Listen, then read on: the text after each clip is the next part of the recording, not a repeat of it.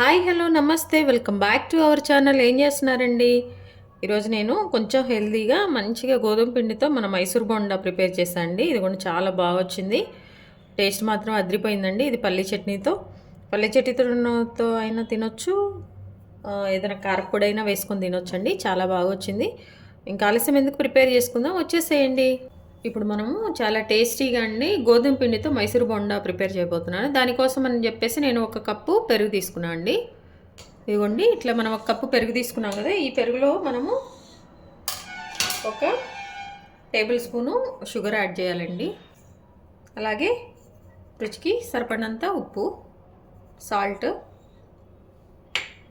అలాగే 1/2 table spoon మన తినే సోడా అండి, బేకింగ్ సోడా. ఇదంతా వేసుకొని మనం మంచిగా కలపాలండి. చక్కగా మన పెరుగు ఇట్లా మనం బీట్ చేస్తుంటే చిన్న చిన్న బబుల్స్ లాగా వస్తుందండి. చూసారా? ఇట్లా ఉంటే మన పిండి మంచిగా త్వరగా పులిసిపోతుంది అనమాట. మనం వేసుకునేటప్పుడు బాగుంటుంది, సాఫ్ట్గా కూడా వస్తుంది. ఇది చూడండి, బబుల్స్ అన్నీ కూడా ఫామ్ అవుతున్నాయి. ఇట్లా ఫామ్ అవ్వాలన్నమాట.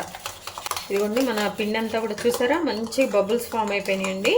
మన పెరుగంతా కూడా, పెరుగులో ఇవన్నీ వేసేసి మనము మంచిగా బీట్ చేసినప్పుడు మంచిగా బబుల్స్ ఫామ్ అయిపోయినాయి. ఇట్లా మనం ఒక 5 నిమిషాలండి, 5 నిమిషాలు అయితే బాగా దీన్ని బీట్ చేసుకోవాలి, బాగా మొత్తం మిక్స్ అయ్యే విధంగా. అప్పుడే ఇందులో బబుల్స్ అన్నీ ఫామ్ అయిపోతే మనం వేసిన పిండి కూడా మంచిగా త్వరగా లోపలంతా కూడా సాఫ్ట్గా బాగా వస్తుంది అన్నమాట. ఇప్పుడు దీనిలో మనము 1 కప్పు గోధుమ పిండి అండి, అలాగే ఒక 2 టేబుల్ స్పూన్స్ బియ్యపిండి. ఫస్ట్ మనము ఒక 2 టేబుల్ స్పూన్ బియ్యపిండి వేసుకున్నాము. బియ్యపిండి వేసాక మళ్ళీ ఒకసారి మనం మంచిగా మిక్స్ చేసుకుందాం. మనం ఏ కప్పుతో అయితే పెరుగు తీసుకున్నామో అదే కప్పుతో మనము గోధుమ పిండి తీసుకోవాలండి.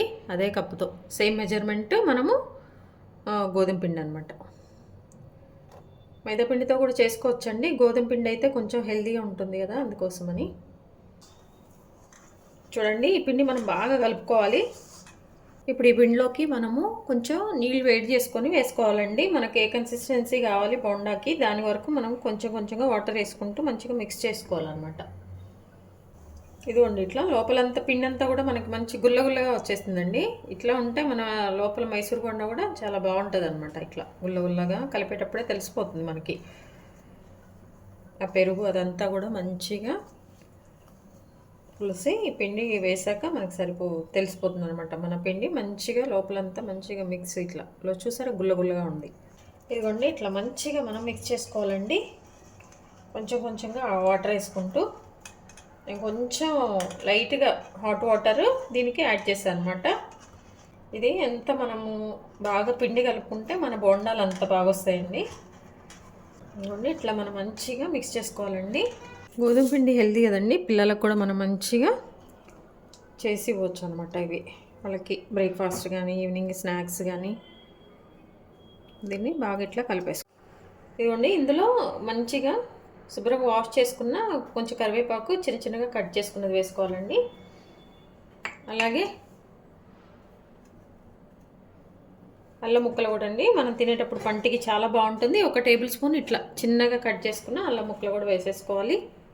అలాగే పచ్చిమిర్చి కూడా అండి, 1 నుండి 2 పచ్చిమిర్చి కూడా ఇట్లా చిన్న చిన్నవి కట్ చేసుకొని వేసుకోవాలి. ఇదిగోండి, జీలకర్ర కూడా 1 టేబుల్ స్పూన్ యాడ్ చేసుకుంటున్నాము. చక్కగా ఇదంతా కూడా మనము మళ్ళీ మిక్స్ చేసుకోవాలి. అలాగే కొంచెం కొత్తిమీర అండి, కొత్తిమీర కూడా మనం చిన్న ముక్కలుగా కట్ చేసుకొని వేసుకోవాలన్నమాట. ఇదిగోండి, చిన్న ముక్కలుగా కొత్తిమీర కూడా మనము కట్ చేసుకొని వేసుకుంటున్నాం. అంతా మంచిగా మిక్స్ చేసుకోవాలి. ఇలా మిక్స్ చేసుకున్న తర్వాత దీన్ని మనము పక్కన పెట్టేసేయాలండి. 1 గంట సేపు పక్కన పెట్టేశాక మనం మంచిగా బోండాలు వేసుకోవచ్చండి. మన మైసూర్ బోండాలు మంచి టేస్టీగా మంచిగా ప్రిపేర్ అయిపోతాయి అన్నమాట. ఇదిగోండి, 2 గంటల తర్వాత మన గోధుమ పిండితో మైసూర్ బోండా అండి పిండిలా ఉంది. ఇప్పుడు మనము బోండాలు వేసుకుందాం. ఇదిగోండి, ఇప్పుడు ఆ బోండాలు వేసుకుంటానికి మన డీప్ ఫ్రై కోసం అని చెప్పేసి ఒక బాండీలో ఆయిల్ తీసుకున్నానండి. స్టవ్ ఆన్ చేసుకొని ఒక బాండీ పెట్టుకొని ఆయిల్ వేసుకున్నాను. ఈ ఆయిల్ బాగా హీట్ అవ్వాలన్నమాట. హీట్ అయిన తర్వాతే మనం బోండాలు వేయాలి. ఇదిగోండి, మనం ఎట్లా కళాయిలు వేసినా రౌండ్ వస్తాయండి.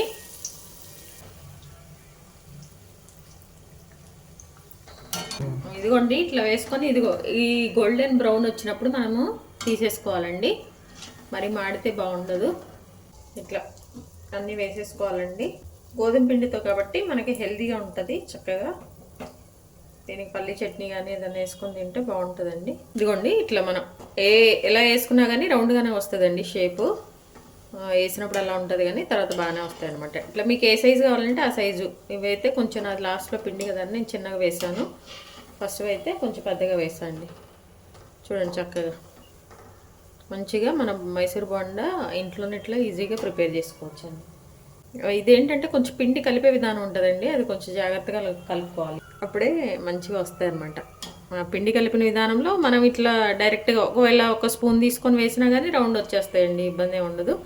చూడండి ఇట్లా చక్కగా రౌండ్గా వచ్చేస్తాయి అనమాట. నేను ఇందాక వేసింది మీరు చూసారు కదా, రౌండ్ రాదేమో అనుకున్నాం కానీ రౌండ్ వచ్చేసింది అనమాట. అందుకని చెప్పేసి ఇట్లా జాగ్రత్తగా పిండి కలుపుకోండి.